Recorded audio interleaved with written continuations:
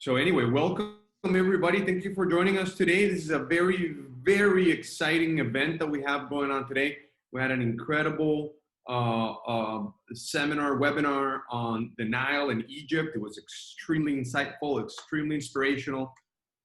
But for some reason, Africa is still my favorite. Africa is still my favorite destination, and I know that this one's going to be very, very exciting and interesting because Amawaterways offers such an amazing product in Southern Africa region, not just South Africa, but Southern Africa region, and we're just going to have a lot of fun tonight.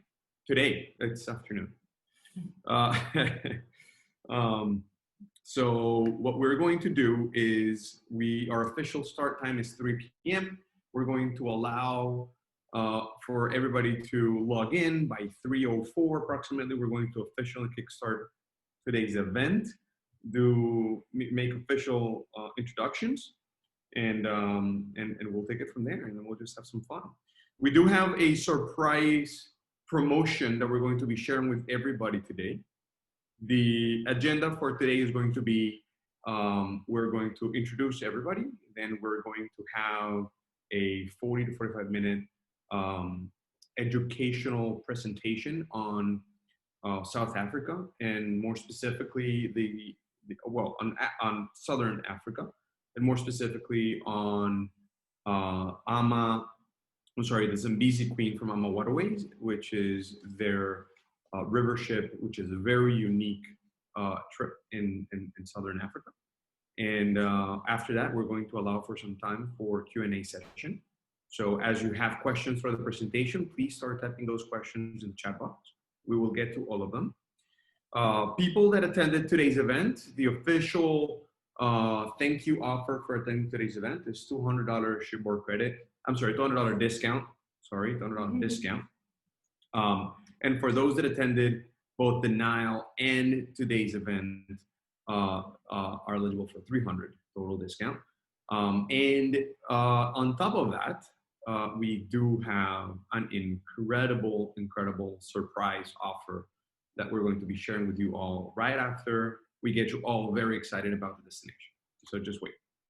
And then hopefully those that are interested in taking advantage of these really good deals, then we'll connect from there. It's 3:00. How are we doing, Denise? How are we doing with the attendees today? 30 people so far. Okay, good. And then we usually have a few more. We're expecting about 40 to 40 something people today.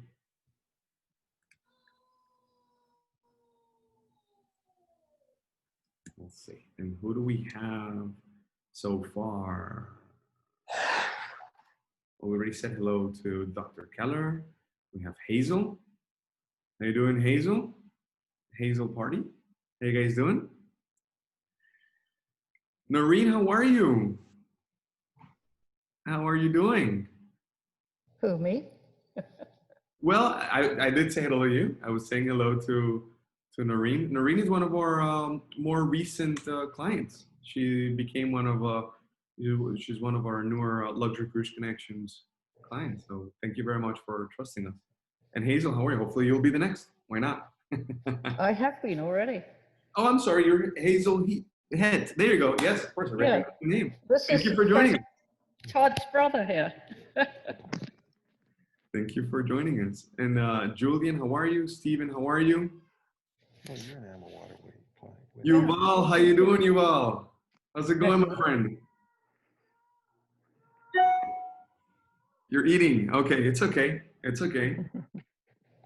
For those that don't know, Yuval's company is, I'm going to share, can I share, Yuval, do you mind if I share the link so that everybody can taste your cookies?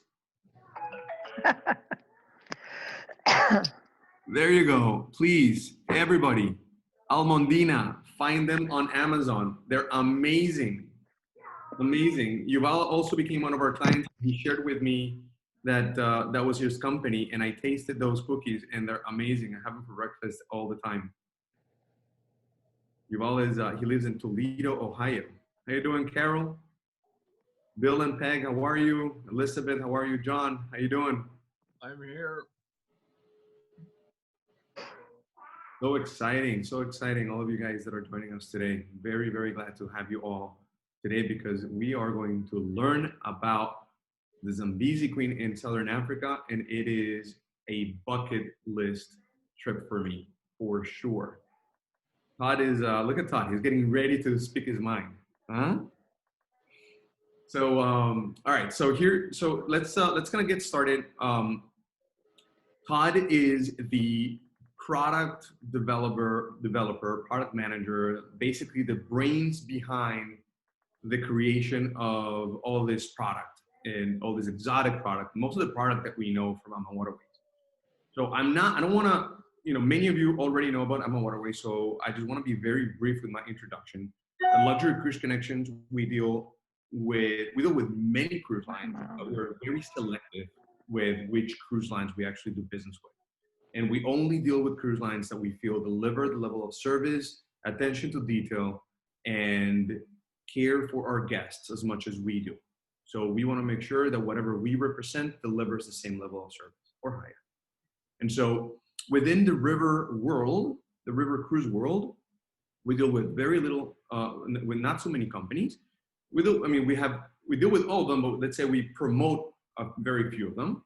And Amawaterways is most definitely our most preferred river cruise line. And they do incredible, they deliver incredible experiences. And what is very unique about Amawaterways is that not only do they have the Nile River experiences, but they have the Southern Africa experience that we're going to talk about today. And what's very unique about it is that there's not a lot of companies. In fact, I believe, and Todd can keep me real here, I think it's the only company that does a river cruise in Africa or in Southern Africa. And what happens here is, obviously the rivers are not too long, so the river cruise part of the experience is just a fraction of it. So the experience that Amawaterways offers in Southern Africa actually involves much more than just the river. So without any further ado, I want to officially introduce first the amazing Luxury Cruise Connections team, and obviously Denise here handling and moderating a big chunk, this meeting. And you'll see anybody that is part of the Luxury Cruise Connections team has a dash Luxury Cruise Connections next to their name. So I want to thank JC, Tom, Jazz, Derek, and I know some of the other, Laura is also here for joining today. And let's see, and I guess some of the other Luxury Cruise Connections team members will be joining in just a few minutes. But also there we go, George. I'm sorry, I missed you. How you doing, George? George, also thank you for being here. And on the other hand, we have Todd Ney. Todd, as I said, is with Amawaterways. Herlin is having some connection issues. It's okay. We can survive without Herlin. Can you see me here, Carlos? Where are you? I'm right here. I'm sorry, there's Herlin. What's up, bud? How's it going, Herlin? Herlin, so Herlin is our business development manager. He is our point person for Amawaterways. He's the one that allows us to, do the magic that we do for our clients, all those special little perks, special little exceptions. All that is basically brought to you by Herlin. And then Herlin, why don't you go ahead and introduce then Todd, and we'll take it from there. Absolutely. Well, thank you, Carlos. Thank you for the whole entire LCC team. Privileged to be working with you guys as partners in this great South Florida territory. You guys really stand out from the part of the side of the service. You provide the extra value and amenities that you extend with the virtuoso mutual relationship we have in play. Carlos, great introduction there on the Amawaterways brand. We're a private and family-owned business.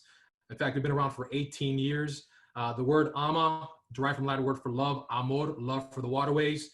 We're not a jack of all trades company either, folks, so we're focusing and mastering what is the river cruise experience. In addition to the wonderful exotics that we offer for the Chobe River, which Carlos explained is a fraction of the overall program we offer there for South Africa. 5 days, 4 nights on the Chobe River, which is located in that basin between Botswana and Namibia, but up to 20 total nights when you incorporate the land-based components of the experience. I'm not going to take a lot of the information away from Todd because he's excited, passionate to get that information out your way. But we do have some wonderful itineraries for that main artery of Europe. So anything from the North Sea, covering all the way through the Black Sea, the three French rivers, the Douro River for Portugal and Spain. So folks, we're going to go ahead and delve into the exotics here for South Africa on the Chobe River. But we are a well-rounded company representing the majority of the rivers around the on the world. And we're known for the optimal river cruise experience because of that marriage between the software and the hardware. We're the highest rated ships when it comes to the innovations. So again, without further ado, Todd, product manager, dear friend, please take it away.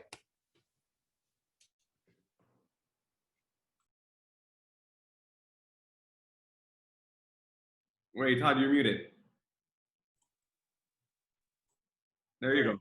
Can you see the screen and can you hear me? How's that? Both? Yes. Great. All right. So first thing I'm going to talk to you about is the location of South Africa, on the southern tip of the continent of Africa. This program we're going to talk to you about covers South Africa, Botswana, Zimbabwe, as well as Tanzania and Rwanda. The cruise that we have is, show you the map here, is actually on the Chobe River. It's a 4-night cruise. It's not like a cruise that you do in Europe where every day is a new port of call. We're actually exploring 40 square kilometers of the Chobe River, and the Chobe River forms the border between Botswana, Namibia, Zambia, and Zimbabwe. All right, Zambezi Queen. This is a picture of the Zambezi Queen. 14 suites, all balconies. The rooms are air conditioned. There is a restaurant. There is a lounge. It's an eco-friendly ship, and the crew itself. Well, let's just talk about the crew. The crew itself is local. They're from Namibia. They have infectious smiles. They love having our guests arrive. Here's a better picture of them. You can see them. This is just, their smiles are infectious. They love working with us. They actually don't sleep on the ship. We have, they come from little villages in Namibia. They come and work 15 days on, 5 days off, and we have a community where they overnight. The captain and the ship engineer and so on do sleep on board the ship. This is a picture of our the restaurant. The food on the Zambezi Queen is, you wouldn't call it elegant, you would call it great home cooking meal. The chef and her son, they work in the restaurant, in the kitchen, and we serve food. We can cater to vegan, dairy, vegetarian. Can't cater to kosher simply because they don't have kosher meat down in this part of the world. Always a choice of entrees on board, and with the dinners as well as lunch, breakfast, beer and wine are always included. I should also mention, it is an open bar on the Zambezi Queen. So, you know, besides dinner and lunch, if you'd like a spirit, local spirits, help yourself. The bar is open and it's part of the whole package. This is just a picture of the food, and the wine itself is South African wine, some of the best wine in the world. This is the breakfast buffet, but if there's a buffet, but also there is a menu, and if you want to order anything hot from the kitchen, no problem. This is the lounge and the bartender, Moses.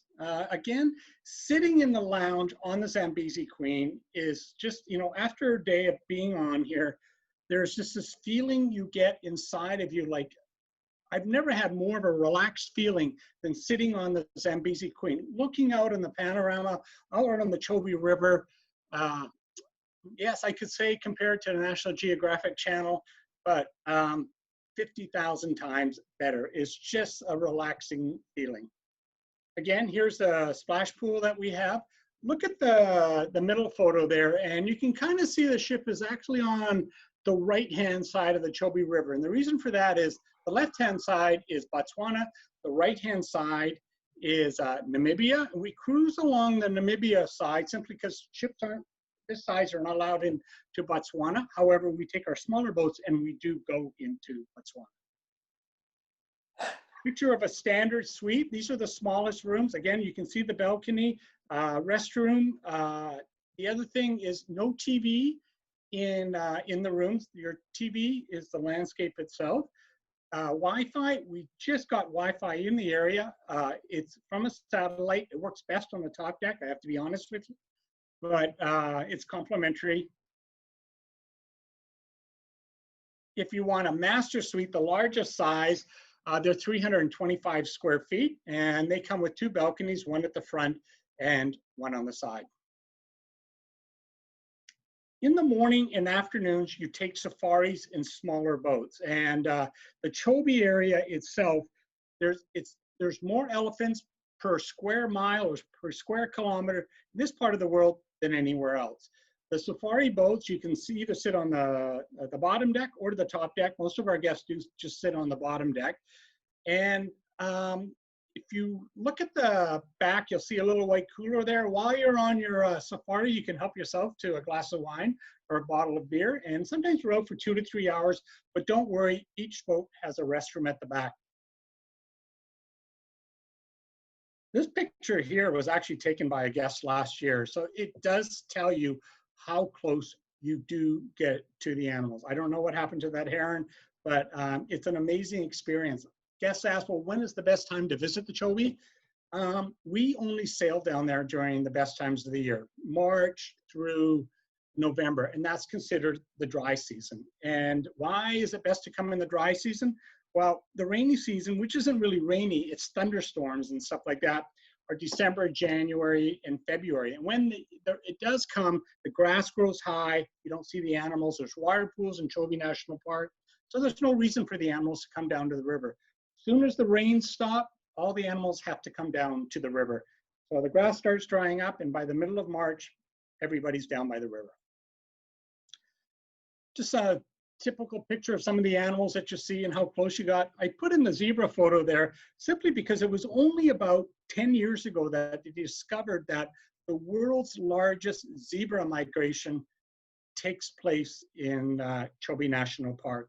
So you'll see a lot of zebras in this area at different times of the year, but it's just something that they never knew until about 10 years ago there was an actual zebra migration. On the trip, yes, you were on the ship and we do morning and afternoon safaris, but we'll also take a day trip into the heart of Chobe National Park, have lunch out in the middle of the park, and get up close and personal to some other animals. We'll also visit a village along the way, and these villages, they'll show you around, they'll take you to your homes, they'll tell you about how they live. They do sell some wares and stuff like that.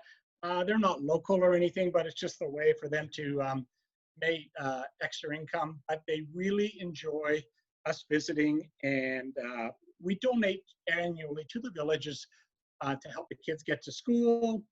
Let's just go on to for school. We entered it, we gave them solar power, and they just got well water. This photo here is Vaughn and Suzanne, a guest from about a year ago. And he noticed when the kids in the village were playing soccer, they were playing soccer in a cloth ball. You can see that on the left-hand side. So he came back and he gave me a call and he goes, these kids can't be playing soccer, their favorite sport, with this type of ball. Let's see if we can find a place where you can get a ball that they don't leak. The reason they had this cloth ball was because, you know, they would get a hole in their real soccer ball and they had no pump to pump it up and they didn't have patches. So we found a place up in San Francisco that makes balls.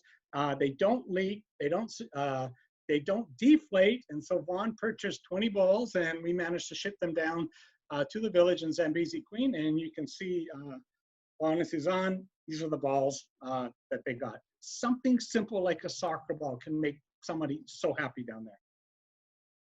All right, that's our time, 4 nights up on the Chobe River. The program itself starts in Cape Town, one of the top 10 destinations in the world. And we're gonna do 3 nights in Cape Town. You'll fly down to Cape Town. We'll meet you at the airport. We'll take you by Mercedes, private transfer to the hotel. Whether you buy our air or buy it through Forest Travel or purchase it on your own through miles or anything, everybody gets a transfer. And you don't wait, you know, for a time, you're transferred immediately. Do you need a visa for South Africa? The answer is no. And we'll take you down to the Cape Grace Hotel. This is a 90-room hotel out on the Cape waterfront. If you go online, always rated as the top hotel in Cape Town, and always rated as in the top 100 hotels in the world. Our rooms are superior rooms, and they overlook the harbor. And the harbor itself, this is the Cape Town waterfront. Real fun, exciting place to be around. If you've ever been to, say, to the Embarcadero down in San Francisco, similar type of waterfront area. And of course, you'll have the beautiful view of Table Mountain in the background. So you've arrived in Cape Town, we take you to the hotel. We have a welcome reception that evening with cocktails and appetizers and stuff. You settle in, get a good night's sleep, and the next day we're going to head out to the Cape of Good Hope. Often people think it's the most southernmost tip in Africa. It's not. It's kind of like the southernmost southwest, northwest, southwest tip. It's down there at the end. And you can see it there on the bottom left-hand side. And what's amazing, this is where the Indian Ocean and the Atlantic Ocean meet, the currents. So the Indian Ocean on the right-hand side, that water there is about 20 degrees warmer than the water on the other side of the point, which is the Atlantic Ocean. So we'll take a leisurely drive along the coastline. We'll head up to the lighthouse. And why did they call it Cape Hope? Mainly because back in the day when the explorers and trade back in the 14 and 1600s, they came from Asia and they were on their way to Europe. They knew once they rounded this point that they were at the halfway point to Europe or vice versa to Asia. Okay, we're going to visit a beach called Boulders Beach along the way. You don't think of South Africa as having penguins, but they do now. It's kind of a recent phenomena. Back in the early 1980s, it was like 15 Antarctic penguins washed up on shore just outside of Cape Town on a beach called Boulders Beach. And they seem to settle in nicely there. And if you went to Boulders Beach today, you'd probably find about 3,000 penguins. And these were Antarctic penguins, but they've evolved so quickly into their new landscape, they're now officially called African penguins. And they are starting to head up the coast, both sides of Africa. You can find them now in Namibia, and you can also find them in Mozambique. I was talking about those penguins the other day here in the office, because when I went there and I saw those penguins in that beach, it's an amazing scene, because you're not expecting to see like hundreds of these little penguins. They're miniature penguins just bathing in the beach. It's just it's a scene that you're just not expecting, and it's amazing. They're so close to you. It's pretty amazing. I mean, how can you not like a penguin? You know, everybody wants to see a penguin. So it's it's an amazing spot to visit. And we actually are out on a boardwalk, and we walk around the beach on a boardwalk. So you get up close and personal with penguins. A lot of them are laying their eggs and so on. It's a great experience. We'll also stop in a place called Kalk Bay. That's K-A-L-K. And we'll visit a seafood restaurant here. You can see the restaurant on the bottom right-hand side. It's right on the South Atlantic coastline. So sometimes when the winds come in, you can see the waves splash over the restaurant, and we'll have a beautiful local seafood meal. You order from the menu, and of course, wine and beer are always included with your lunch and dinners on this trip. I'm going to recommend a few documentaries along the way, and maybe over the next couple of weeks, you might want to look at them. And the first one I'm going to point out is My Octopus Teacher. It just came out on Netflix. It's the relationship a guy had with an octopus right off Boulders Beach. And it just came out onto Netflix about maybe 2 or 3 weeks ago. It's an amazing documentary. It helps you disconnect from the world for a couple of hours. It's heartfelt, it's emotional. So I'm not going to tell you any more. It's a documentary, My Octopus Teacher. Okay, so we spent a day out on the Cape of Good Hope. Come back to the hotel, you spend your night out on the waterfront, and the next day you have a choice. You can either go to the Cape Winelands or you can go to Robben Island. Cape Winelands, South Africa is famous for its wines.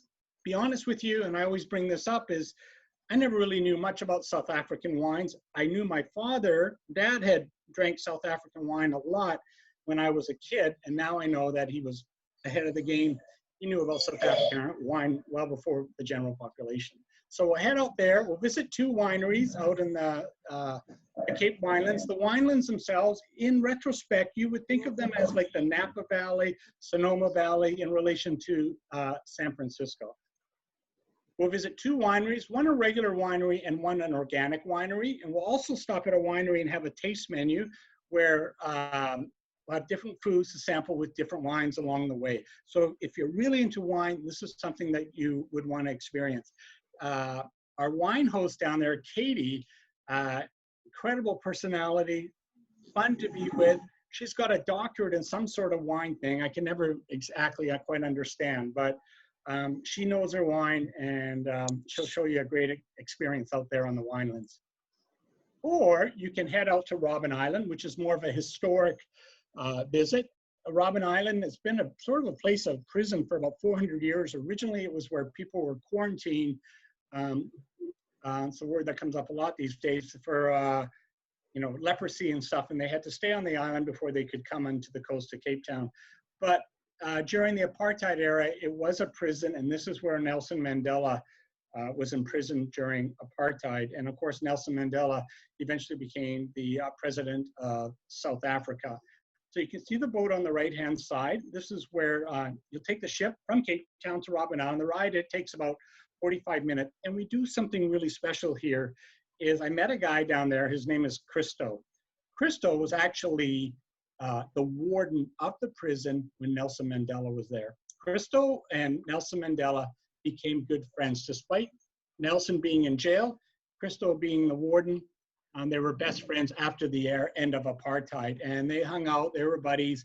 And of course, Nelson Mandela has passed away. Christo's still thriving, and Christo will be part of your tour. He'll actually take you through the prison, so it's a really up close and personal experience to see Robben Island. After Robben Island, we'll head back into Cape Town, and we'll stay at have lunch at the Caribou South African restaurant. What is South African cuisine? It's a mix of African, Indian, and Asian. It's all combined together just because of the different nationalities that have settled in Africa over the last 400 years. And I was there last, and I know we all love Mexican food here in the North America. And my tour guides down there said, let's go for Mexican in Cape Town. I thought it was kind of weird, but all I can tell you right now is do not go for Mexican in Cape Town. They quite don't have it yet. But when you come to Asian, Indian, and African, it's amazing food. After we visited the restaurant, we're going to head to a neighborhood that very few people visit. It's called Bokop. Bokop was settled 400 years ago. Back when they were just settling into Cape Town, they did bring slaves in from Malaysia, and they actually built the original Cape Town, and they settled in an area called Bokop. And the Malaysian community still lives in this part of the Cape Town. Colorful homes, fun, great place to hang out, and you can see these are the street scenes. Then afterwards, everybody, whether you go to the winelands or whether you go to Robben Island, everybody gets to take a trip up to the top of Table Mountain. And you can see that cable car there goes around and around and around. So you get great views. Out in the distance there to the right-hand side, you can see an island. That's actually Robben Island. So there's a sort of an overview of our 3 nights in Cape Town. So 3 nights in Cape Town, 4 nights on the Zambezi Queen, and 2 nights in Victoria Falls. And here's Victoria Falls, one of the great natural wonders of the world. It's probably something we all dream that we actually want to see at least once in our lifetime. In Victoria Falls, we stay at the Victoria Falls Hotel. This is a hotel built back in the 1920s, built by the railway. If any of you have been up into the Canadian Rockies and you see those big Canadian Banff Springs Hotel or the York Hotel in Toronto, built by the railway, similar concept. And this 1928 is when they built the Victoria Falls Hotel. The rooms we stay in are in the stable wing. And I guess back in the day, they had a stable for horses, but there are no horses there anymore. The stable wing is kind of like they have a classic room, a deluxe room, and then you upgrade to the stable wing. So we stay in the stable wing. Notice that the bedding does have a netting around it. Yes, malaria is in this area. not mandatory, but we strongly encourage you to take malaria medicine during your trip. Swimming pool bottom on the left-hand side, and then you can see the view from Victoria Falls Hotel over to the falls and to the bridge that connects Zimbabwe with Zambia. Our time in Victoria Falls, we'll do a great 2-hour walking tour along the waterfalls. And when is the best time to visit the falls? Well, a lot of the water here on the river comes from Angola, the mountains of Angola. And the rainy season up in the mountains in Angola, again, December, January, February, and March. And then if they work 1,000 miles downriver, then come over to Victoria Falls. So they have the most water coming over usually in March, April, May, into June, and then it kind of starts to dry up. It never dries up, but in terms of its most spectacular, I would say May and June, best times, or April, May, and June are the best times to see Victoria Falls. On one of the evenings, we're actually going to board a train, and we have our own private car, and we'll have a cocktail reception in the car. The train station right outside the hotel, we'll walk on, get into our own private car, and we'll head over to the bridge that connects Zambia and Zimbabwe. And you have a little social session. You can actually get on the bridge if you want. There'll be locals selling wares and so on. Afterwards, we'll head back to the hotel and we'll have a great dinner at the Jungle Junction with live local entertainment. On another night, we'll head out onto the Zambezi Royal. This is our own private sort of vessel where we'll have drinks, cocktails, and we bring on a local speaker, a historian, and he'll talk about the life of David Livingstone, the great explorer that was in this area. So really entertaining time. So we've done 3 nights in Cape Town, 4 nights on Zambezi Queen, 2 nights in Victoria Falls, and then you have a choice of doing different options. Well, before I get into that, you want to take a helicopter ride, you can do it, 10 to 13 minutes. It's not included in the trip. Really inexpensive. This year was about $165 for 11 to 12-minute helicopter ride over Victoria Falls. Okay, after Victoria Falls, one of the choices you have is a 3 or 4 night rail journey from Victoria Falls down to Pretoria, which is just north of Johannesburg and the capital of South Africa. Before you get on the train journey, we'll tour a side of Victoria Falls that nobody sees. It's where the locals hang out. We'll actually visit a local's lunch home and have lunch with them. They'll cook your own meal, and it's a great way to learn about the locals living in the area. Then we'll board the Rovos Rail. It's a luxury 5-star train journey, and the trains themselves are basically from the 1930s and 1940s. And when you're on the Rovos Rail, you do travel as if you were traveling 5-star in the 1930s and 40s. You don't find Wi-Fi, you don't find cell phone service for the most part, simply because they didn't have it in the 30s and 40s, so they don't want you to have it now. You can see the landscape. We spend a couple of days heading through Zimbabwe on our way down to South Africa. Beautiful African landscape. Along the way, you do make stops. We'll do a Lahangi National Park where you'll do a safari. We'll stop at a few villages along the way. The bedding is 5-star. We stay in deluxe rooms. They have Pullman suites. That's where you kind of pull the bedding out of the wall. They have deluxe suites, which is what we stay in, where you get a queen-size bed. And then they have something called the Royal Suite. And in your suite, in the deluxe suites that you're looking right there, you do have your own private bathroom. On board, it's all inclusive, everything. All your meals, all your drinks, all your sightseeing is on board. Who is this trip best for? Well, a lot of people, if you have mobility issues and stuff and you really want to see the African landscape, this might be the best way to do it, simply because there's not a lot of walking, because you're on the train for 3 or 4 nights, depending on the time of the year. The other thing I need to point out is that on the Rovos Rail, for dinner, men have to wear a tie and a jacket, and women a cocktail dress or a pantsuit. And why? It's simply because that's the way they did it in the 1930s and 40s. And then you end off in Pretoria. you end your trip, we'll take you back to the Johannesburg airport and you fly back to North America. The other option is to head down to Johannesburg and then to Kruger National Park. And here's, I just threw in some pictures of Johannesburg 20, 25 years ago. Probably didn't have the best reputation, but the city has changed. It's on the move, got a thriving art scene. I put those purple flowers, trees there. Those are called the jacaranda. I live in Southern California. We see these every year.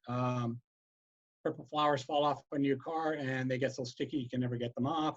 You drive around with it. Anyways, beautiful. Shows you the climate of Johannesburg, very similar to Southern California. The hotel we're going to stay at is the Fairlawns Boutique Hotel. Beautiful hotel. It's in a park-like setting. You kind of don't even know you're in the middle of a big city. Beautiful swimming pool. And behind the swimming pool, you see all those trees. There's actually a spa behind there. And the spa itself rated one of the best spas in Southern Africa. The rooms, you can see it on the right-hand side, are all suites.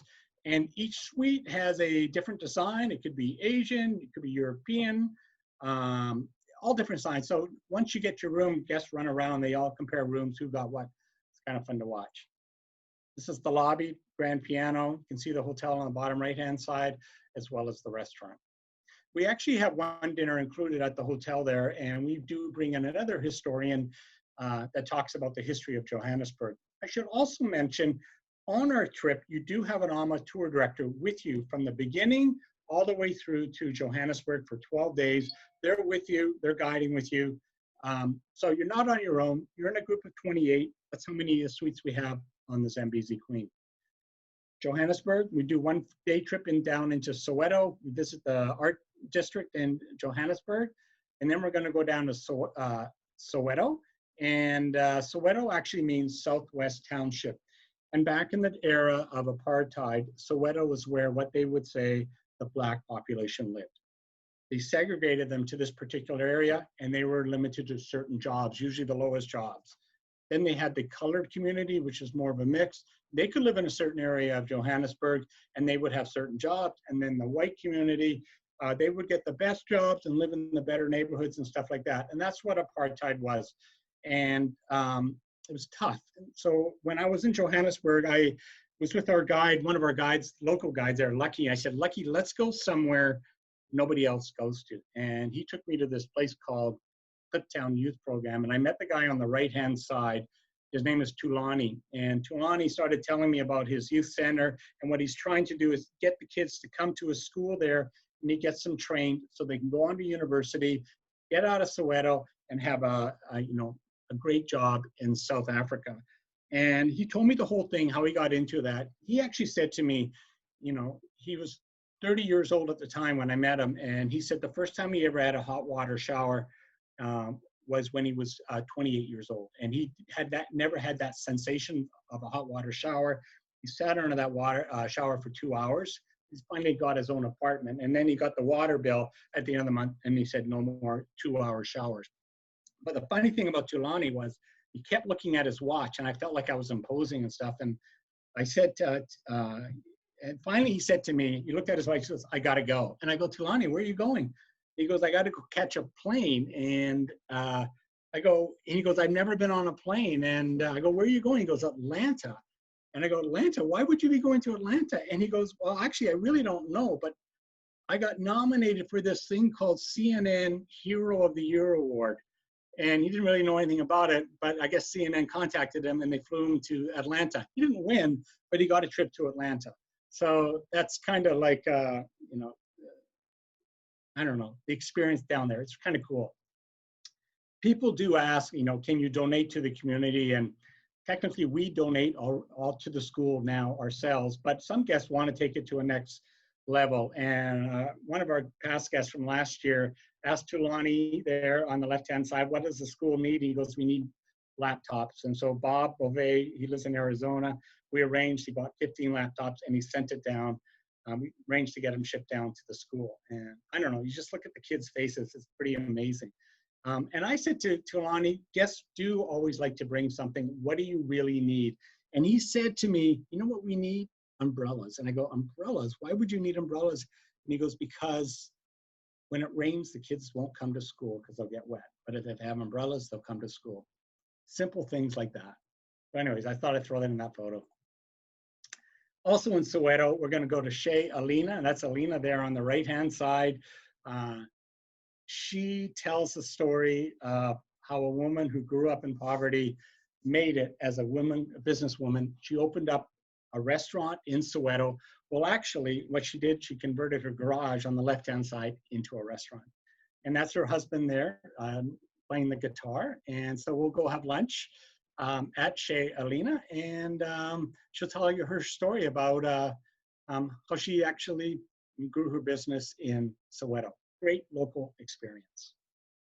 Again, remember I said I'd recommend documentaries and stuff. Here's another one, The Lion's Share, and this pretty much takes place in Soweto. And if you know that song, "In the jungle, the mighty jungle, the lions sleep tonight," I always thought that was a Disney song. It's not. It originated in Soweto. And what an amazing story where this song started and where it is today. I don't want to tell you anything more about it, but you can see the original band there. So again, it's on Netflix and it's called The Lion's Share. After Johannesburg, we'll head over to Kruger National Park, and this is where you'll get to see the big five. It's the leopard, elephants, lions, rhinos. There's only about 800 rhinos left in Kruger, but they're working on building the population as well as the water buffalo. The safaris, all the safaris in Kruger, when you're out there for 3 nights, morning and afternoon, no more than 6 guests to the vehicle, so everybody gets like a window seat. 2 lodges that you can choose from in Kruger National Park, and one is called Tinswalo Safari Lodge. These are all very small, intimate lodges. They're all suites, maybe anywhere from 6 to 8 suites. And Tinswalo Lodge here, the suites are about 750 square feet, and they all come with a private plunge pool. That is a scene that we do see in luxury in South Africa. You can see the up on the top right-hand side, you see some elephants there on top of a dry riverbed. If it does get a thunderstorm or a little rain coming through there, that riverbed will fill up and all kinds of animals come in front of the lodge. And again, you can see the netting for the mosquitoes and stuff like that. So that's the Tinswalo Safari Lodge. Everything's included except for the spa. You can choose this lodge or you can choose Makiani Lodge. And the suites here are much larger. They're about 1,500 square feet. And they kind of overlook a sort of a grassy area. You don't get a private pool with these suites, but on the left-hand side, look far, far in the distance, you kind of see a little water hole there. That water hole is filled with hippos. And in the morning, you don't need an alarm clock because those hippos will wake you up. There is a pool up at the main portion of the lodge, and you can see that they're kind of like an infinity type pool. Both are 5-star, both are all inclusive. So you have a choice which suits you, which you would prefer either or. Most of our guests choose, to be honest with you, a Tinswalo because they all like to have that private pool. So that's 3 nights in Kruger. A couple more photos and stuff just to show you. Or you can head up to Tanzania for a 7-night safari after Victoria Falls. And our safari vehicles, we won't hold more than 6 per vehicle, so everybody gets their own window seats. The lodges that we stay in Tanzania are really unique, kind of lodges that you would see when the rich Hollywood movie stars and stuff would come to Africa back in the 30s and 40s for safaris. This is the type of accommodation they would stay in. And one of them is the Treetops Lodge, where you'll actually sleep up in the trees in Tarangire National Park. Spectacular setting. Quick question there, Todd. Can you use a picture of the game drive Jeeps? They're covered. Their tops are covered. Is there a reason why in Tanzania you don't have like topless? Oh yeah, no. Actually, the roofs open up. Okay. Does that make sense? So yes, you can stand up and take pictures from outside the roof. Is that what you're asking, Carlos? Yeah. I noticed that, but yeah, good to know. Okay. All right. And here's the Treetops Lodge. visit a Maasai village. They're known for their jumping, and they're good businessmen. We spent 2 nights at the Ngorongoro crater, and lodge here are cottages, and they were created the old Dutch colonial architecture. And here are the suites at the 2 nights at the crater. We actually go down to the crater. I remember once when I was at Ngorongoro crater, I was way up at the top, 2,000 feet above, and I looked down, and I didn't even know there was a lake down there because that lake was completely pink with flamingos. Not in this photo, but you will find a lot of flamingos in this area. And we actually have lunch down in the heart of the Ngorongoro crater. Of course, it's an old volcanic crater. Then we're going to board a bush plane, and we're going to head out to the Serengeti, and we'll stay at the migration camp. And we stay at this, it's a 5-star tented camp. You have your own private restroom. There's only 16 tents here. They're really large. And when we're in the Serengeti, we try to stay in an area that your best chance of seeing the migration. You won't see, we can't guarantee it, but for 6 months of the year, we're going to stay at the Serengeti migration camp. And here's, again, the setting of the camp. Or we head about 40, 50 miles to the South Pioneer Camp, where we might have a better chance of seeing the migration during the months of March, April, and May. And again, a 5-star luxury tented camp. Again, here's the setting to see the tented camp, private restrooms in all the tents, luxury. You can see the Serengeti plain down there on the right-hand side, and your meals outside. You actually, for Tanzania, a visa is required. It's $100 US, and you can purchase that online before you arrive in Tanzania. Now, that's our 7 nights in Tanzania. I just got to watch my time here. And one additional thing, all our programs offer an extension to Rwanda to see the gorillas. That's Rudy and Christine on the left-hand side, co-owners of Amawaterways. They went down there a few years ago. And when Christine saw the gorillas for the first time, she actually, when she told me her experience, she started crying. She goes, "It changed me." So it's an incredible emotional experience to see the gorillas. We stay in the Sabinho Silverback Lodge, a 5-star lodge with 5 cottages and then a family suite. And in the background there is Virunga, or Virunga means Volcanoes National Park, and that's where the gorillas are. I put this photo in because I really want to show you what it's about going to trek to see the gorillas. The way it works, in Rwanda, they only allow 85 permits a day to go see the gorillas. So it's an intimate experience. The elevation of the gorillas are anywhere from 8,000 to 9,000 feet. So if you suffer from altitude sickness or so on, this is probably not the trip for you. You're given your walking sticks. The trek to see the gorillas, you won't know where you're going. There's 3 families in the area, gorilla families in the area. And they'll split the group up into those that an easy trek, moderate trek, or a longer trek, depending on your mobility. Everybody will get a walking stick. Treks can be anywhere from 1 hour to 3 hours. You really don't know. I haven't really seen a trek that takes 3 hours, usually 90 minutes, at the most 2 hours. This is up close how you get close to the gorillas. A permit to see the gorillas, $1,500 per person per day. Usually our guests do 1 trek for $1,500 to see the gorillas. And you usually start in the morning early, 7, 8 a.m., and you're back by about noon to 1 o'clock. Why are the permits so expensive? It's because back in the day, there were a lot of poaching for gorillas. And so what they did, they got the poachers, are now your guides to see the gorillas. And they need to pay the poachers well so they do not go back to kill the gorillas. Also, I should also mention the golden monkeys. That's another endangered species in this area. And a trek to see the golden monkeys is $100. So what you could do one day is go see the gorillas. The next day, go see the golden monkeys. Trek to see the golden monkeys, $100. I always encourage guests to go see the golden monkeys. People don't know about them. The trek is pretty simple. It's not long, 30 minutes, 40 minutes or so.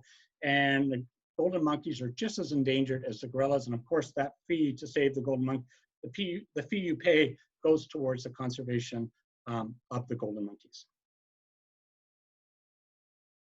Finally, another documentary I'd like to recommend is Virunga. It's volcanoes, and it's the history of the gorillas. Starts out with the poaching and where it is today. Virunga is on Netflix. It sat on my list for a while before I watched it. I just didn't think I was capable of watching it for the beginning, but by the end, it's okay. So I encourage everybody, whether you go to Rwanda or not, a great documentary, Virunga on Netflix. That's it. So we have 5 itineraries that you can choose from. They're all listed there on the right-hand side, ranging from 10 days to almost 3 weeks, depending on the itinerary that you choose from. And we look forward to welcoming you in. That was amazing. That was amazing. Amazing, amazing, amazing, Todd. Super. I mean, wow. I so want to go on that trip. So want to go on the trip. Listen, a couple of things before I forget. Can you do me a favor? Can you email me the names of all those documentaries? I want to make sure that as we send the recording of this presentation, we can share the names of those documentaries with everybody, so that in case they want to get even more excited about traveling to Africa. Absolutely. Yeah. So, all right, I'm getting one question already, and why don't we go ahead and talk about that question before we talk about what is that surprise promotion that we're offering everybody. So, Todd, just to put everything in perspective, you spoke about a whole bunch of destinations and a whole bunch of places, and obviously it seems like a very, very long trip.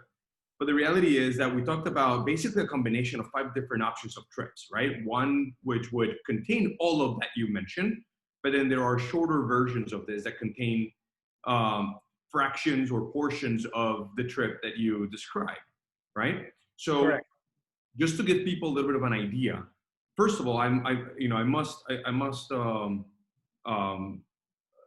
insist this is a very high-end trip. Of course, it's not a cheap way to go to Africa, but then based on how much value you're getting and so much that you're doing and visiting, it certainly represents an incredible deal in terms of value, right?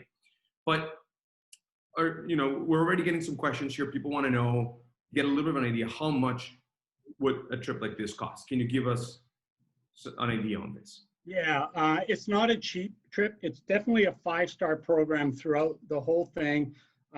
We don't do cheap things along the way or anything like that. So the shortest trip, 10 days, I would say it's about $11,000, all the way up to $17,000 per person plus air for the longest trip up to Tanzania. Okay, so the longest one of those trips is going to be at around $17,000 per person plus air, correct? Correct. Okay, so here's what we want to share with everybody today. Obviously, we invited everybody here, and we told everybody as they joined that people that joined today were going to be eligible. We're going to receive a $200 discount on the trip. Obviously, $200 discount on the trip seems an extremely small amount compared to the cost of this trip, obviously. So here's what we are offering everybody. Now, we don't have an unlimited amount of these, but we do have 4 certificates, okay? So the first 4 reservations that we receive within the next 2 weeks after this event are going to receive a 5% discount on top of the $200 discount. So a 5% discount on $17,000, it's about $850 plus the $200. So obviously that it's a lot more enticing. And unfortunately, Amawaterways does not give us unlimited amount of these. We have to purchase these on behalf of our clients. And so we only have, we're only allowed to purchase 4, and we have 4 right now that we can share for the first 4 on a first come, first served basis. So if you liked this trip, you liked this, what Amawaterways has to offer in the southern region of Africa, please let us know. Let your Luxury Cruise Connections advisor know, and we will be happy to save one of those for you. What's up, Doc? I was going to say also, because the ship only has 14 suites, the groups are very small, and it does actually fill up really quickly and far in advance. So, you know, like the second half of 2021 is pretty much full. For 2022, there is space, and we're already selling space right through to the end of 2022.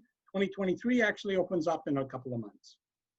Right. Although I understand that we already have a little bit of a wait list for 2023. Is that correct? What's that?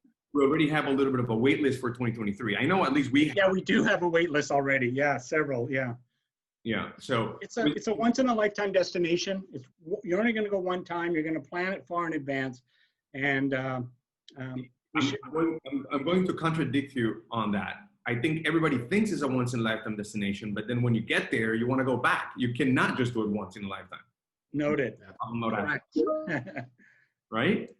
So, okay. So we have a few questions in the chat box. I want to make sure that I get to all of them. So please, as you all have more questions, please type them, and we'll get to all of them. And so, let's see. Teresa is sharing that her sister is going. That's amazing. That's great. Hopefully she's doing it with us, but if she's not, then she's obviously going to have an amazing time. Amawaterways does an incredible job. What are the dates? Okay, so in 2022 and 2023. So what's the season for the Zambezi Queen? Like you're running through what? We start the middle of March, and we go right through to middle of November. And we do every week or every second week, depending on time of the year. Okay. Terry's asking us to repeat how much the longest trip per person is. About 17,000 and change per person. I'll tell you right now. Just for the land portion, the longest trip, which is 17 days, ranges in size in the lowest category, 1640, 495, up to 17195, plus the intra-Africa air. Plus the intra-Africa air, plus air. Yes. Okay.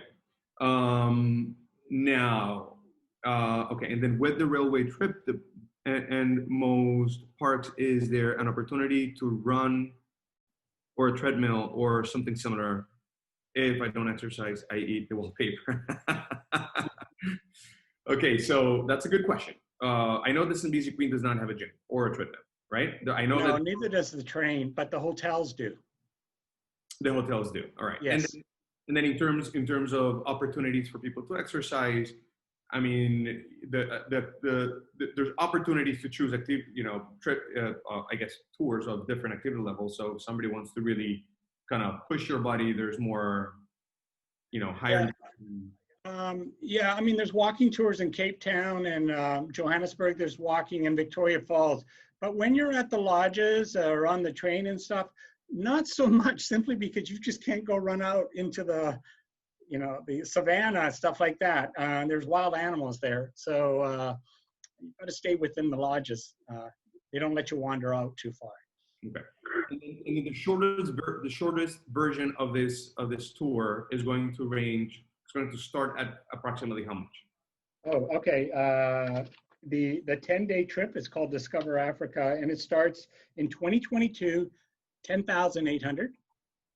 And that's the lowest category. There's only 3 categories, plus the intra-Africa air, which is $1,300, $1,395. Right, and then the bottom ones? $2,400 per person. Half of it's refundable. Okay. Up to 120 days out. Okay. Okay. What about single supplements? 50% of whatever the twin rate is. It's not double. It's only 50%. Okay, that's a really good thing. Okay, Ning, count on it. Jazz is going to send you detailed information on this so that you can have that as well. I know you're dealing with Jazz on a couple of trips, so he's going to send you that. How much is a trip to visit the gorillas? Okay, yeah, so the gorillas aren't that.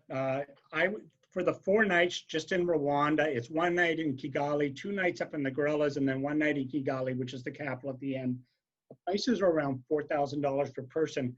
Plus, you have to add on the trek, the gorilla trek or the golden monkey trek. And there's some air to get to Rwanda. It's not that much of a, it's small compared to the expensive Rwanda. It's an expensive destination, but again, it's to save the gorillas. That's right.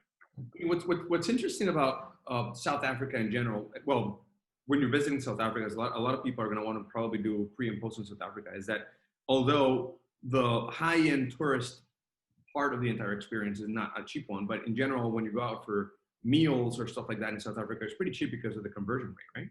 Exchange. correct. Absolutely inexpensive. It is. It's a good deal for shopping, stuff like that. Yeah, exactly. Yeah. Unless you're shopping luxury brands and then they just have an international price all around the world. You know? You get a lot of people looking for diamonds when in South Africa. So that is true. Let's talk about the weather for a second, because I get a lot of questions all the time about how's the weather in South Africa. I know you mentioned a little bit of the rainy season. Again, the rainy season is really not a problematic rainy season. I guess in essence, what we're saying is the times of the year where most of the animals are out are the drier seasons, because animals have to come out to the rivers and drink some water, and the forest is not as lush, and so you get to see a little bit farther out, right? correct. Up at the Chobe. Yeah. Right.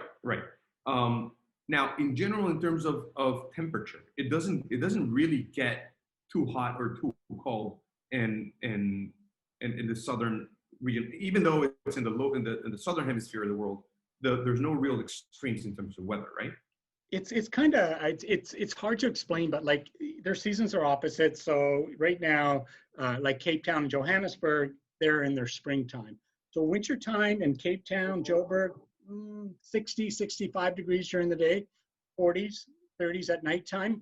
And also remember, Johannesburg is at 5,800 feet above sea level. So it does have, but so the winters are like coastal California winter, but up at Chobe, it's a completely different climate where, you know, it's very warm, like you said, 70s to 90s, depending on the time of the year.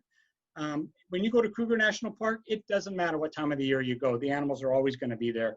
The same when you go to the Serengeti. It doesn't really matter what time. The animals are always going to be there, unless you're really focused on wanting to hopefully see the migration. Then you really want to travel anywhere between July and September. This is, I mean, it's an, you know, it's an incredible experience, and obviously we're getting a lot of questions about pricing, which is good. It means that, you know, a lot of our attendees today are interested about this trip, which is amazing. In terms of promotions, you really never come up with like really good flash promos or anything like that for this product. Is that right? We don't, because it tends to sell out so far in advance. So that doesn't say something may change in the future, but at this point, because it seems to fill up very quickly, there are really no big promotions, no. And you guys, are you guys the only ones that are doing such a trip in the Chobe River? Say that again, Carlos? Is Amawaterways the only ones doing such a trip in the Chobe Rivers? Correct. We're the only one that does that 5-day cruise on the Chobe River. There isn't another ship on the river to do that. Right. Okay, good. Terry's asking, can multiple trips be chained together, or do the land trips happen at the same time and we have to choose only one?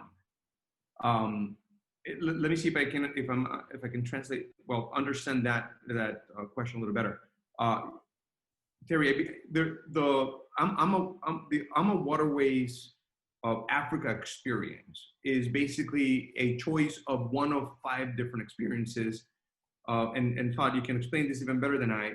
They all include the Zambezi Queen, but they all also include either 1, 2, or 3, or 4 of the different combinations of this land extensions that you talked about. Is that correct? Everybody does Cape Town. Everybody does the cruise. Everybody does Victoria Falls. After that, the group will split up and does different things. If Kruger interests you, or Tanzania, you get to decide. But what if you want to do more than just what we've got? Yeah, we can add a custom add-on. We do it all the time. Like, say you do the train, we can add on Kruger for you at the end. You won't be with the group, but we can set it up for you. Or you can go to Kruger National Park, but you want to go to Tanzania afterwards. Yeah, we can set that up for you too. Right. So And if there's anything that Amawaterways does not particularly offer, because we are a full-fledged virtual travel agency, we can also add a lot to it on a custom basis, right? That we do custom trips all the time, and we do have our own air department. We can either rely on AMA for the air, or we can use our own air contracts. But either way, we can always get everybody a really good deal. A lot of our clients are going to be wanting to fly business class to Africa. But in any case, whether it is economy or business class, we'll also find a really good deal on the air. That's it. And Carlos, we got a dedicated concierge department. So when it comes to, the advisors working with our home office to streamline the whole entire booking process for the logistics, again, easy to do business with because of the family business that we are. Okay. So that's going to have a positive residual effect, the value proposition for the client's overall experience on board the Chobe River and all our river experience as well. All right. Exactly. Let's see, what other questions do we have? I think it's a good time to unmute our attendees or guests for today and allow for you guys to ask live questions and see what else you guys want to know. We're here for you. Take advantage of this opportunity. We have Todd. Todd is not necessarily that easy to pin down. Is out there always working on this on this product. So it's a great opportunity to have Todd here with us that knows this product better than anybody else, right? Absolutely.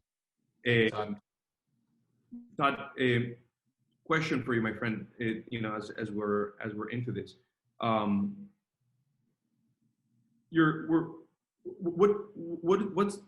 what's to expect with the pricing of this trips moving forward? I noticed that obviously for 2020, nothing happened, but I noticed that the pricing that we had for 2020 was lower than what you currently have in place for 2021. Should we expect for pricing to continue to go up? actually for 2022, prices are the same as 2021. Okay. So the prices have not increased. In some cases, they've come down a bit for 2022, depending on the time of the year. Okay. Now, is it better for people to book ahead? What do you recommend? What's your experience? I honestly, because of the size and I know what the trends are, what people book and stuff like that, you should try to book 12 to 24, 18 to 24 months in advance in order to get the cabin, to get what you want.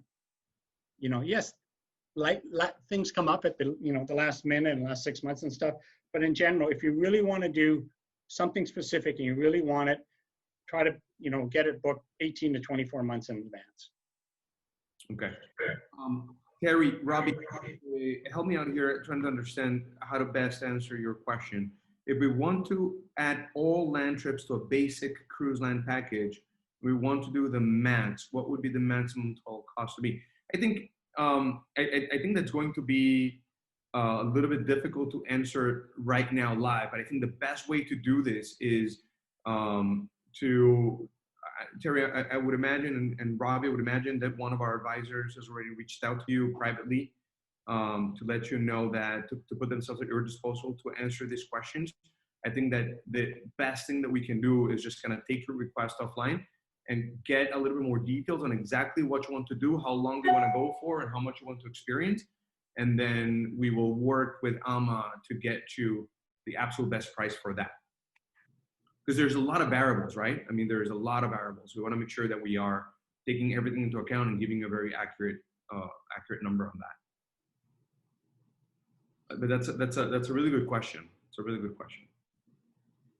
A question that I often get, and Todd, I don't know if this is possible or not, but if somebody wants a different property, a different hotel, say Victoria Falls, right? The property that you're using in Victoria Falls is in the Zimbabwe side of the river.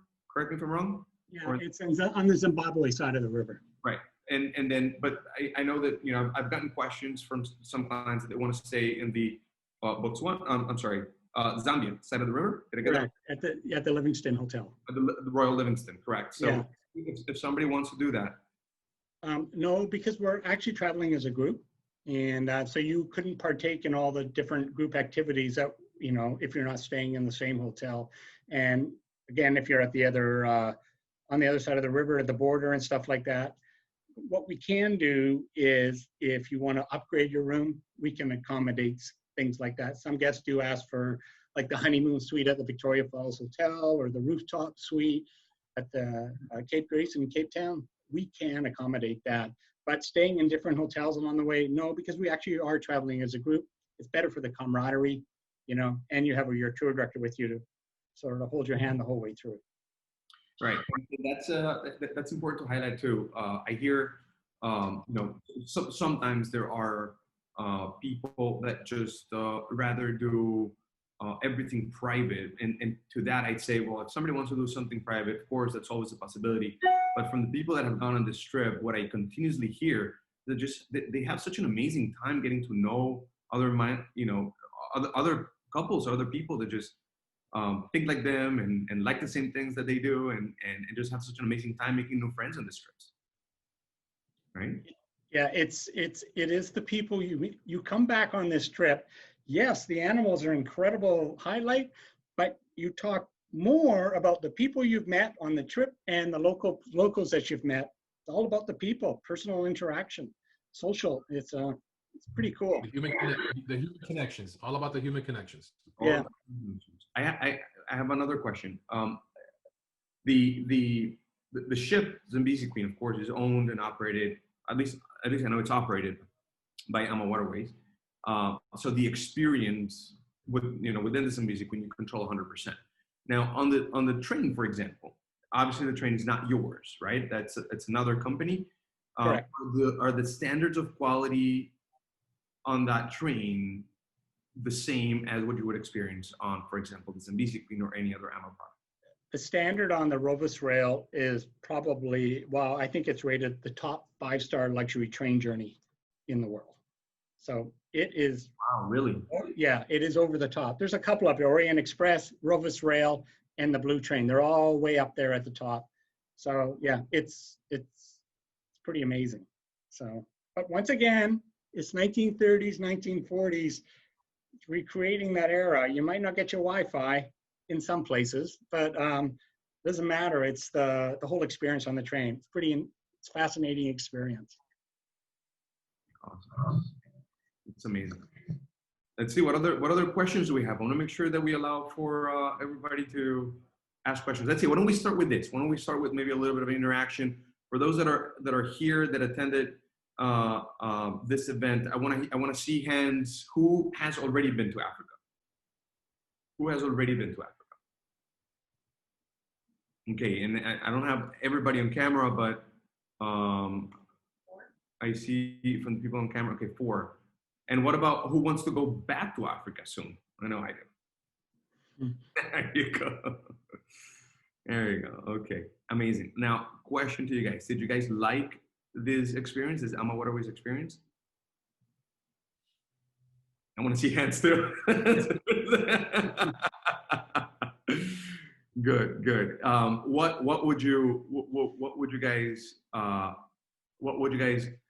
What did you guys like the most? What did you not like so much? What would you rather not have? What is a must from what you heard from Todd today? Let's see. Hazel, you want to open up your mic? Maybe share with us a little bit of your thoughts. What's the best? We've taken one cruise with Amawaterways, and it ranked right up there with any cruise we've taken. So I'd say don't miss the cruise part of any trip, the actual cruise. Right. The Irrawaddy. Yeah, we at the Arawaddy with them. No, it's a fabulous company. Good. So yeah, and that's a good point about the ship, right? About the river cruise itself. I have not been on it myself, but what I continuously hear from our clients is that it's such an intimate experience, and it's such a different way of experiencing Africa, right? I mean, the typical safari experience, what most people know or have an opportunity to experience is the typical game drives, which are amazing, right? You have an amazing time and they're great. But you get to experience such a different vantage point from the waters of the Chobe River that for those that have been there and telling me it's just a very unique experience that unfortunately not many people know about. Not many people even know they could even do that. So. And Yeah. Rovers Rail is fabulous. You did That that already? really is 5 stars. Every bit as good as Todd was saying. Yeah. Okay, good. Good to know. Good to know. That's amazing. Hey, Carlos, what I have to say, and I hear it over and over, and I kind of said it about Rwanda, when people provide feedback when they come back on the trip, I hear it more often than not, and they say, it changed me. And it's to do with, you meet the animals, you meet the people, it's about the food. There's so many different things that you show up that you never expected and maybe have never seen in your life. And that's what they say, it changed me. So it's a pretty cool experience. Absolutely. And William is asking, are the itineraries and costs shown on the AMA website? Yes, the answer is yes, there are there. And again, William, please reach out and to one of our advisors, wherever you're in contact with, and we'll be happy to send you detailed pricing and all the information. We'll be happy to do that. Just do remember that whatever pricing you see on Amawaterways website, because of the offer that we have for you all tonight, you'll be able to take advantage of that 5%. And of course, we do a little bit more than just that. Whenever we're, for all of our VIP clients, we'll always do a little bit more than just that, and we'll be able to give you, some additional air credit and some additional perks because of our relationship with Amawaterways. So that'll be talked about on a case-by-case basis. Hey, Carlos, on the website, I encourage you to go to the brochure section, and you'll be able to find the Africa 2021-2022 brochure and go through the brochure there. We can't mail brochures out right now because our warehouse is closed, has been for 7 months. We can't get the stuff. But it's up online, and that'll give you a much clearer perspective of the different itineraries and so on. Yeah, and by the way, if you at any point in time have more specific questions, so our team at Luxury Cruise Connections has been trained quite a bit on this product and has been trained quite a bit on being able to deliver a lot of information.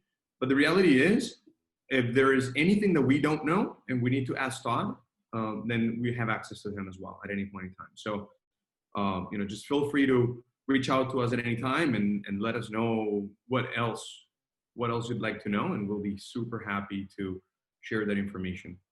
But one other question. So obviously on the Zambezi Queen, everything's included. On the lodges, everything's included. Is there any part of this trip that, aside from spas and whatever, that there's something that is not included? Yes, the only thing that's not included is the gratuities to your tour director, the ship, the cruise ship, and then if you go to one of the lodges, the gratuities to the lodge. But in terms of like tips to the local drivers, chauffeur, baggage handling, all that stuff is included. So you're not sticking your hand in your pocket every 10 minutes to tip this or tip that. It's all at the end type of thing. Make sense? Makes all the sense in the world. Makes all the sense in the world. Carlos, I think we had a question from Juval. Or Yuval? Yuval had to leave. He sent me an internal message a second ago, asked me to thank Todd and Herlin and everybody for the presentation. Really enjoyed it, but he had to leave. He had another appointment that he had to get to. So what was the question, I'm sorry, that Yuval asked? Maybe we can share it with everybody. Did I miss one? No, I think he was raising his hand. Maybe he was saying that he had to go. I think he was waving goodbye. I think he was waving goodbye. So anyway, we are certainly not in a rush to go anywhere, but if you do have any more questions, this is the right time to open up your mic and ask, because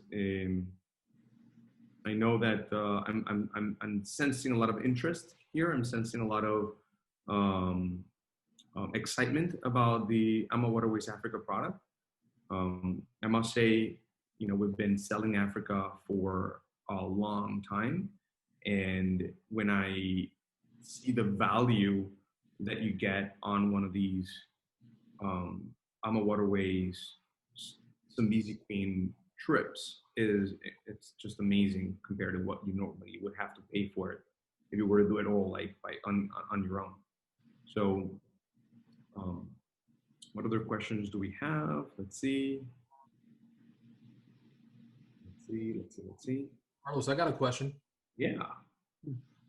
So, and not to take away from the amazing show and talk with Africa, but that 5% amazing offer you're extending to those that are attending this this session, is that going to be also applied to European itineraries on the rivers that we offer there as well, or is it going to be exclusive for the exotics? The 5%? Correct. No, so the 5%, we're going to make it available for any Amawaterways, the first 4 Amawaterways bookings that we get within the next 2 weeks after this event. Okay, we obviously, I think that the biggest value of it is on one of these Africa or Nile River trips, because they're not necessarily the least, they're in the higher end of the price range. But yes, that 5% offer is available for any Amawaterways cruise that you book in the next 2 weeks after this event. Awesome.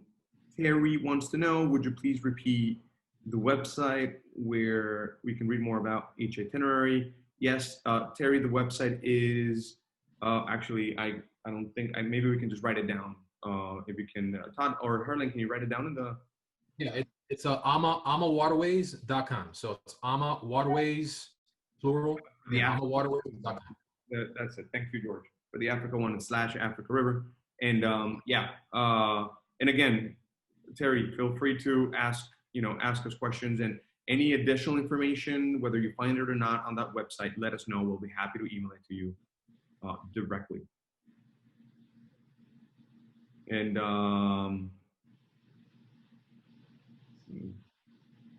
excellent, Terry. I'm glad you liked the presentation.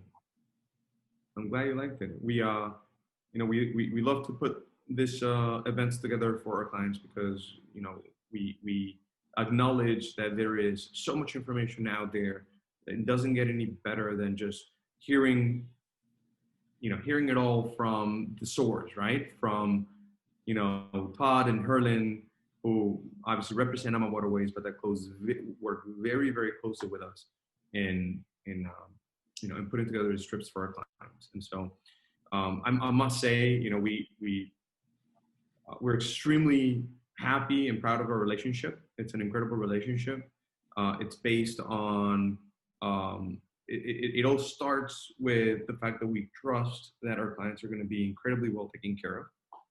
And for those that have never been on an Amawaterways cruise at all, you should know that there are a lot of options of river cruises out there, right? In Europe and Mekong, right? But it's all about those that special touch, right? And it's all about that what differentiates one from the other. And although it sounds a little cliche to say, but it's really about the people and the service, right? You can get beautiful cabins, you can get beautiful destination, you can get all that, right? But if you don't have the service and the attention to detail behind it all, it's just not the same. It's just Carlos, may I add something, please? Oh, of course. Okay, I just, as you know and Helen knows, I did the Mekong River cruise this past December. You're talking about service. The maitre d' and our waitress, I have minor blood sugar issue, nothing major. But those 2 people were the best. They made sure that the chef made special meals for me if I needed it. No sugar muffins. I mean, they were, and if I tried to take something, they were on me like anything. So anybody who has an issue, these people on Amawaterways are just ready to assist you and make sure that you are getting what you need. Thank you. Excellent. Thank you, Stephen. And definitely, it's that family love. It's very rare nowadays that you find a true family-owned operation, and that's what we are. I think that's what defines us in this market. When you have that heartbeat, that passion from the owners like Rudy, Christine, and Gary, what they do, it's an inspiration for me personally. I know it is for Todd as well. I've been in this industry for the past 25 years. Majority of my career has been on the ocean side. And after really transitioning in from the ocean to the river about 3.5 years ago, I got to say it's quite refreshing. And, the feedback we get from our clients, guests, partners, as they go on board, they feel like they're coming on board to someone's home because of those little touch points, those important small details that Carlos mentioned that go a long, long way. And they leave that lasting impression, for the optimal experience, for the service we provide. Again, you're part of a family when you're with Amawaterways, and it's real, it's genuine. So thank you, Steve, for that feedback. Oh, without a doubt. One of my guests does have a question for you guys. I knew this would probably pop up. Okay. From S. Manker, the question is, best estimate as to Africa opening up for tourists, country by country, and what contingencies for repatriation in case virus is discovered while in Africa. And then they continued, medical quality available along the route in case of quarantine. So I was surprised that we didn't hear any questions like that, but there you go. I guess that's me. Huh? So, yeah, it's hard to say when Africa is going to open up again. I can't predict the future. We're not going to go unless we feel like it's safe for all our guests. That being said, are we looking at things that to separate our groups from crowds and so on? The answer is yes. For instance, like in Cape Town, if we're going to operate, we may take a lodge just outside Cape Town. That's just the AMA group at that lodge. Same applies up at Victoria Falls. Healthcare down there, Johannesburg, Cape Town, they all have world-class hospitals. Security is never really run into any security issues in South Africa. But what I can say is on the cruise, even though we're out in the middle of nowhere, way there in the background, the Botswana Army is watching us, making sure everyone's taken care of. So I can't give an estimate from the future. That's just, everyone has a different opinion. So I'm just, we didn't operate this year. It's hard to say what's going to happen next year, but at this point, South Africa has seems to have the pandemic under control. They shut down for 4 months, the whole economy. You couldn't even buy alcohol or cigarettes while you were down there for 4 months. And the daily cases, a lot of people are being tested down there, and people testing is like 1,000 a day compared to like 48,000, I guess, 50,000 in the US. And it should tell you, like, remember I spoke about Tulani, because I was really worried about Soweto, what's going on in Soweto and stuff like that. Everyone's in close quarters. He doesn't know anybody that's been affected by COVID in the area. So they seem to have it under control. South Africa just opened up all their borders to many, many countries, European countries. They haven't had it open up to the US yet. If the US gets everything under control, then they'll open up the borders to South Africa. But right now, we can't even go. Mhm. But Todd, right now, as it's scheduled, when's your first sailing scheduled to operate in South Africa? Well, we have one on the books for March, and I doubt it. yeah, someone just said that. Yeah, I doubt it also, to be honest with you. I'm thinking maybe later next year. Okay. I honestly think that I think my personal feeling is we need a vaccine out there, Mhm. and enough people have tested, to make everybody comfortable to travel. And I don't know when that's going to happen. Let me ask you this. What about availability? If somebody does want to book something toward, say September, October of 2021, do we still have any availability? They're all full right now, except there's some space at the end of end of October and a few dates in November, but September is full, August is full, and the first 3 weeks of October are full. Okay, so there are a couple of openings toward the end of the year. And I know from conversations that we have had, I know that 2022 is quite booked already based on the fact that a lot of people that were booked for 2020 either moved for 2021 or 2022. Correct. I know that we had a couple of situations with clients that we wanted to move toward 2022, and availability was already very, very limited. Still the case? That it is the case, and actually, anyone that's nervous even in 2021, still we're moving them to 2022. We don't. It's not we take care of them, right? I have to put myself in your shoes, and if I'm nervous about something, there too. I mean, I don't. Yeah. So we will move people if they want to move, but I honestly think that the second half of next year, that's my goal. Erlen, you say, yeah. What do you think? I agree. I mean, the vaccine and the therapeutics, I mean, we just got to feel comfortable getting back to exploring the world. I have a positive and very optimistic look at what this is going to happen. I mean, we're one day closer to this official nightmare to be over, but I'm with you, Todd. I think the tail end of next year is when we're going to be, back in doing what we do best out there in South Africa for sure. Yeah. Yeah. I know that people have a lot of questions in general. Herlin, I know we're not talking about Europe, but Europe is scheduled to restart for the May moving forward, right? At least we know that for sure.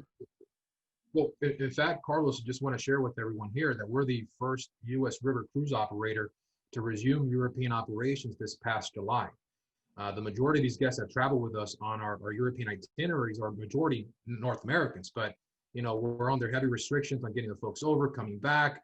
But we've now actually have a German tour operator called Evoy chartering out the Amawaterways, doing 5-day intervals up and down the Rhine since July 5.